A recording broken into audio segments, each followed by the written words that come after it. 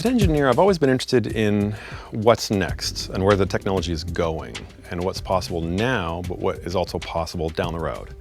And many, many years ago, I foresaw the ability to mix very complicated mixes in surround in the box, but also use hardware inserts to be able to get to various pieces of gear that aren't available inside the box. So, I've been using Pro Tools since Pro Tools 3 back in 1995, and using consoles and traditional studios.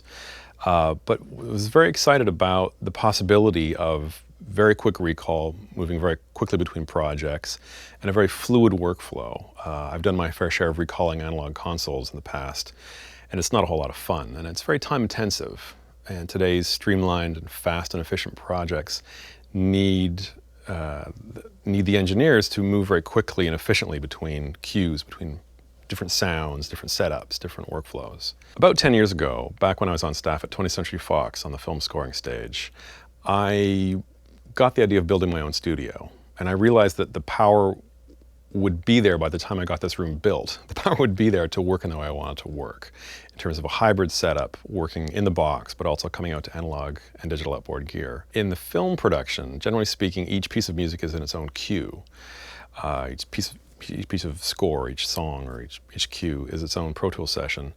So with each cue being in its own Pro Tools session, with Pro Tools I can have very different sound setups and very different sculptures of sound for each of the pieces of music without a problem. And with a few clicks I can recall the Pro Tools session, and my outboard gear tends to stay fairly consistent from cue to cue.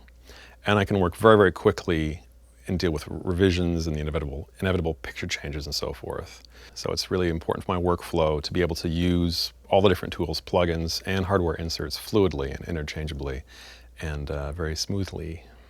My clients want a few things. They want to have an open-ended number of stem mixes if they want to be able to deliver the end of the project to the end of the project.